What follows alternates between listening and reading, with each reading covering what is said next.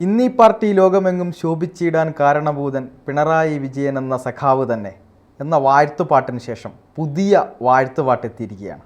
അതായത് ചെമ്പടക്കി കാവലാൾ, ചെങ്കടൽ കടന്നൊരാൾ, ചെങ്കൊടിക്കരത്തിലേന്തി കേരളം നയിച്ചൊരാൾ, സമരധീര സാരഥി പിണറായി വിജയൻ എന്ന് തുടങ്ങുന്ന പാട്ടാണത്. വളരെ രസകരമായി, പക്ഷേ അദ്ദേഹത്തിൻ്റെ പ്രസക്തിയെല്ലാം അതിലേക്ക് കൊണ്ടുവന്നിട്ടുള്ള ഒരു പാട്ടാണ്.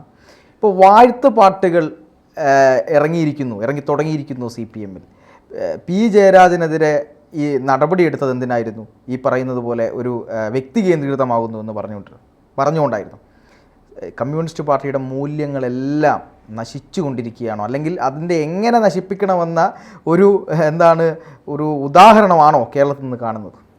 അല്ല, നമ്മൾ ഇത്തരത്തിലുള്ള പുനർനിർമ്മാണ പ്രക്രിയകൾ ഡീകൺസ്ട്രക്ഷൻ എന്ന വാക്കിലൂടെ ഈ കലയിലും അതേപോലെ തന്നെ പല മേഖലകളിലും നമ്മൾ കേട്ടിട്ടുണ്ട്. എന്ന് വെച്ചാൽ വിഗ്രഹഭഞ്ജനമാണ് ശരിക്കും. വിഗ്രഹത്തെ ഉടച്ചു വാർക്കുകയാണ് ചെയ്യുന്നത്. കമ്മ്യൂണിസ്റ്റ് പാർട്ടിക്ക് ഒരു മൂല്യബോധം ഉണ്ടായിരുന്നു. അതൊരിക്കലും വ്യക്തി കേന്ദ്രീകൃതമായിരുന്നില്ല. വ്യക്തിയല്ല, പാർട്ടിയാണ് വലുത് എന്നതാണ് പാർട്ടിക്കാരെ എപ്പോഴും പഠിപ്പിച്ചുകൊണ്ടിരുന്നത്.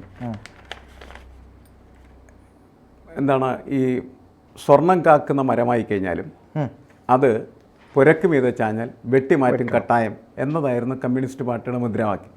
ഇപ്പം അതിന് പകരമായിട്ട് കമ്മ്യൂണിസ്റ്റ് പാർട്ടിയുടെ മുദ്രാവാക്യം എന്ന് പറയുന്നത് ഈ പാർട്ടിയുടെ എല്ലാവിധമായിട്ടുള്ള പ്രശോഭിതമായിട്ടുള്ള പ്രചാരത്തിനും പ്രധാനപ്പെട്ട കാരണഭൂതൻ പിണറായി വിജയനാണ് എന്ന് കൊട്ടിഘോഷിക്കപ്പെടുകയും പിന്നീട് അദ്ദേഹത്തിൻ്റെ പലതരത്തിലുള്ളതായിട്ടുള്ള സ്തുതിഗീതങ്ങൾ പല മേഖലകളിൽ നിന്ന് ഉയർന്നു വരികയും ചെയ്തു. പി ജയരാജൻ അദ്ദേഹം അവരുടെ ചെന്താരകമാണ് എന്ന് പറഞ്ഞ് വാഴ്ത്തിക്കൊണ്ടുവന്നതാണ്. അതിനെതിരെ അതിശക്തമായിട്ടുള്ള നീക്കങ്ങളുണ്ടാകുകയും വിമർശനങ്ങളുണ്ടാകുകയും പി ജയരാജൻ അത് തള്ളുകയും ചെയ്തു. പക്ഷെ പിണറായി ഒരിക്കലും തള്ളിയിട്ടില്ല.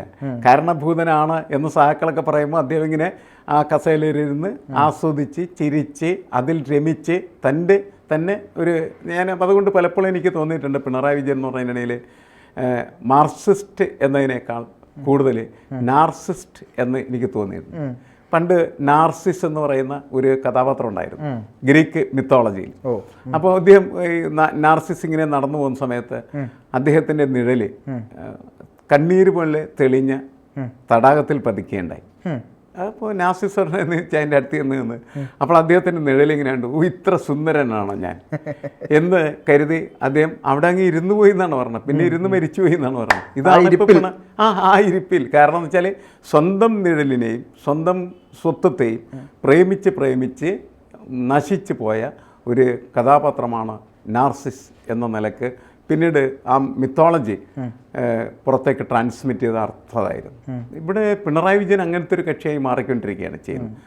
3 വർഷം മുമ്പാണ് ഈ മെഗാ തിരുവാതിര 500-ലധികം സ്ത്രീകളാണ് കൊട്ടിപ്പാടി പിണറായി വിജയൻ എന്ന് പറയുന്ന ഈ സ്വത്വത്തെ ലോകത്തിന് മുന്നിൽ അവതരിപ്പിക്കാൻ ശ്രമിച്ചത്. അന്നത്തെ എനിക്ക് തോന്നുന്നു വളരെ പ്രമുഖരായ പല നേതാക്കളും വേദിയിൽ ഇരിപ്പുണ്ടായിരുന്നു. MA ബേബിയെ പോലെയുള്ള നേതാക്കൾ. അദ്ദേഹം തിരുവാതിരയിൽ മുഴുകി അതിൻ്റെ കലയിൽ മുഴുകി തൊടയിൽ താളം തട്ടി അതൊക്കെ ആസ്വദിച്ചിട്ടുണ്ട്. പക്ഷേ അതിൻ്റെ പൊളിറ്റിക്സ് അദ്ദേഹത്തിന് നേരത്തെ മനസ്സിലായില്ല. പിന്നീട് ആളുകൾ വിമർശിച്ചപ്പോൾ ഇത് അപകടമായിരുന്നല്ലോ, താൻ താളമിടാൻ പാടില്ലായിരുന്നല്ലോ എന്നുള്ള കാര്യം മനസ്സിലാക്കുന്നെങ്കിലും അത് കഴിഞ്ഞതിന് ശേഷം അവരൊക്കെ ഉള്ളിലേക്ക് തിരുത്തി കാണും ഇത് ശരിയല്ല ഈ പോക്ക് എന്നുള്ളത്. പക്ഷേ അവർ തിരുത്തിയെങ്കിലും ഉള്ളിൽ തിരുത്തിയെങ്കിലും പുറത്തു പറയത്തിൻ്റെ ഫലമായിട്ട് അണികൾ തുടരുകയാണ് ചെയ്യുന്നത്. എനിക്കൊന്ന് കഴിഞ്ഞ വർഷമാണെന്ന് തോന്നുന്നു CM-നെ കുറിച്ച് ഒരു പുകഴ്ത്ത് പാട്ട് സെക്രട്ടേറിയറ്റിൽ നിന്ന് വന്നു. ഇപ്പോൾ പുതിയ ഒരു ഫീനിക്സ് പക്ഷി ആയി ചിത്രീകരിച്ചുകൊണ്ട് സെക്രട്ടേറിയറ്റിൽ നിന്ന് തന്നെ മറ്റൊരു ഗാനമുണ്ടായിരിക്കുകയാണ് ചെയ്യുന്നത്. വളരെ രസകരമായിട്ടുള്ളൊരു ഗാനമാണ്. ഇത്തരം പാട്ടുകൾ എന്ന് പറഞ്ഞിട്ടുണ്ടെങ്കിൽ ശരിക്കും പറഞ്ഞിട്ടുണ്ടെങ്കിൽ സംഘശക്തിയെ ഉയർത്താനായിട്ട് സഹായിക്കുന്ന ഒന്നാണ്. അതിൻ്റെ താളം, അതിൻ്റെ മേളം, സംഗീതമൊക്കെ ശ്രവിച്ചില്ലേ?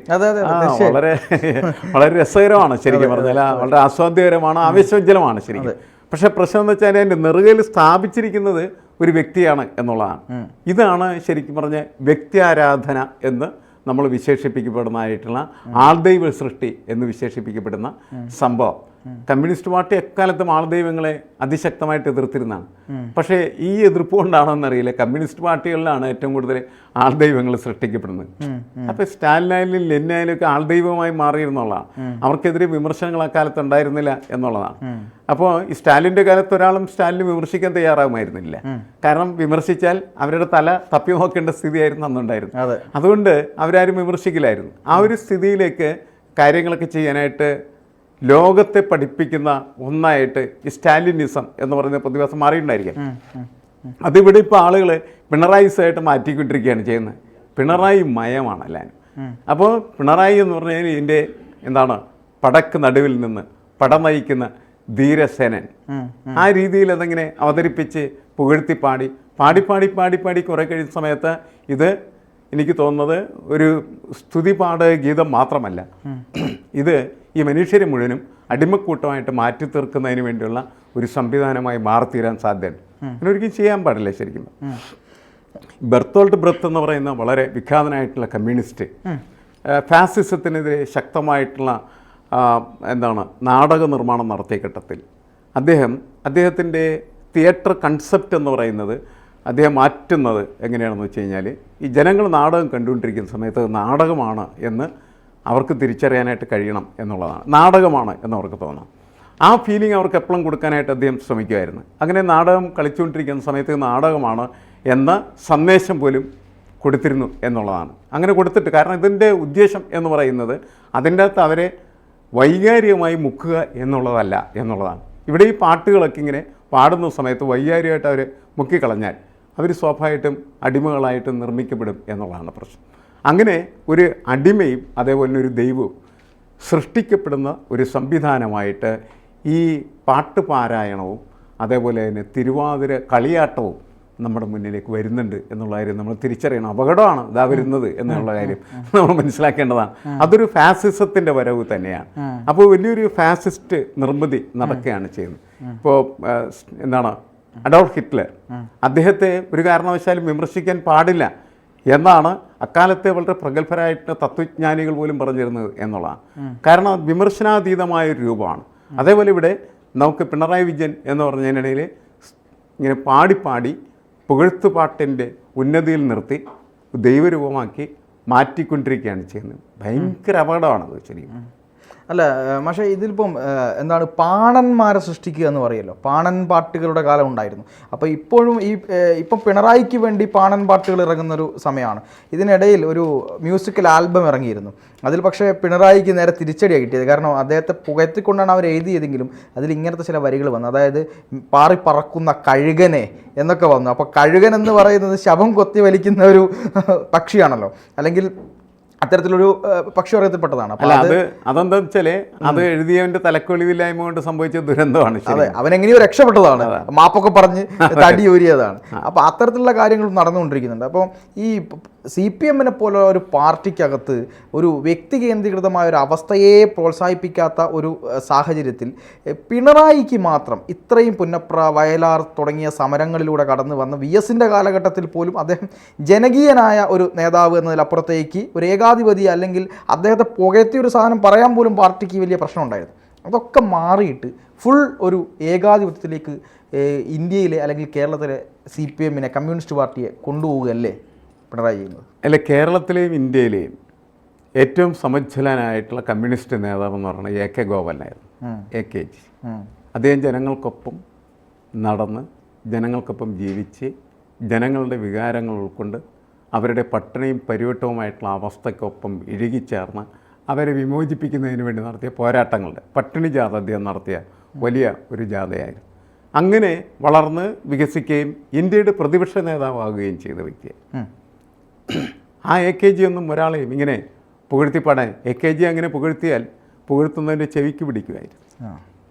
അവിടെയാണ് പിണറായി വിജയൻ്റെ PR സംഘങ്ങളെ, പബ്ലിക് റിലേഷൻ ഗ്രൂപ്പുകൾ വളരെ കൂടുതൽ അദ്ദേഹത്തിനുണ്ട്. അതെ, അവരുടെയൊക്കെ നിർദ്ദേശപ്രകാരമായിരിക്കും ഇതെല്ലാം സംഭവിക്കുന്നതെന്നാണ് ഞാൻ മനസ്സിലാക്കുന്നത്.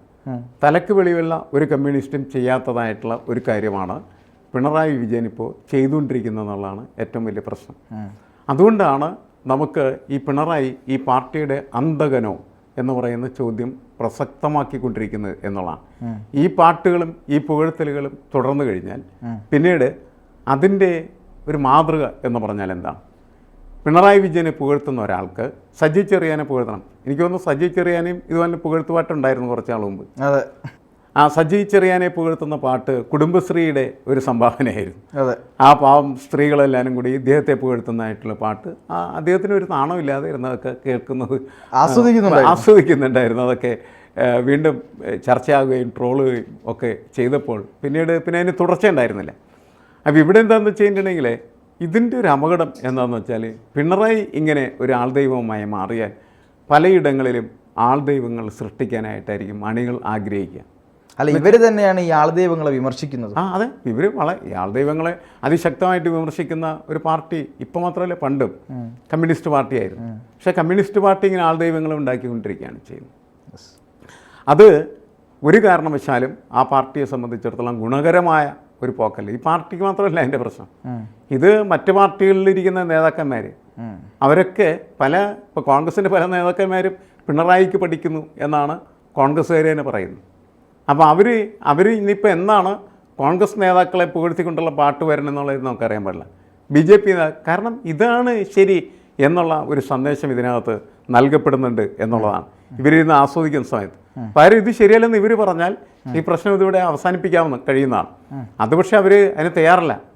അപ്പോൾ എനിക്ക് തോന്നുന്നത് P. ജയരാജനെ പുകഴ്ത്തി പാർട്ടിയുടെ ചെന്താരകം എന്ന് പറഞ്ഞാൽ അത് ശരിയല്ല എന്ന് പറയും പിണറായി ഉണ്ട്. പക്ഷെ പിണറായിയെ പുകഴ്ത്തി പടനായകൻ എന്ന് പറഞ്ഞിട്ടുണ്ടെങ്കിൽ അത് തിരുത്താനായിട്ട് P. ജയരാജന് സാധ്യമല്ല. കാരണം അദ്ദേഹം താഴെയാണ്. അപ്പോൾ പിണറായിക്കൊപ്പം നിൽക്കുന്ന ഒരാൾക്ക് മാത്രമാണ് പാർട്ടിക്കകത്ത് പിണറായി പറയുന്നത് ശരിയല്ല എന്ന് പറയാനായിട്ട് കഴിയുകയുള്ളൂ. അതിനാരുമില്ല. അപ്പോൾ സ്വാഭാവികമായിട്ടും ഈ പാർട്ടി എന്ന് പറയുന്നത് ഇങ്ങനെയുള്ള വലിയ വലിയ ദുരന്തങ്ങളിലേക്ക് പോയിക്കൊണ്ടിരിക്കും. പിണറായി വിജയൻ, അദ്ദേഹത്തിൻ്റെ ഭാര്യ, അദ്ദേഹത്തിൻ്റെ മകള്, ഇവരെ കൂടി പാർട്ടി ഒരു വിധത്തിൽ ശരിക്കും പിച്ച് ചീന്തി പറിച്ച് ശരിയാക്കിയെടുത്തിരിക്കുന്നത്. എൻ്റെ പപ്പും കൂടെ എടുക്കുന്ന ജോലിയാണ് ഇവരെല്ലാവരും ചെയ്തുകൊണ്ടിരിക്കുന്നത്. ഇത് തിരിച്ചറിയാനായിട്ട് അണികൾക്ക് കഴിഞ്ഞില്ല എന്ന് പറഞ്ഞാൽ പാർട്ടി ഉണ്ടാവില്ല എന്നാണ് അർത്ഥം. അതിൻ്റെ വലിയ ഒരു സൂചനയാണ് ഇത്തരം സംഭവവികാസങ്ങളിൽ നിന്ന് വരുന്നത് എന്ന് നമ്മൾ മനസ്സിലാക്കുക. പാർട്ടിയെ പുകഴ്ത്തി പാട്ടെഴുതാം, അവിടെ വ്യക്തികളില്ല.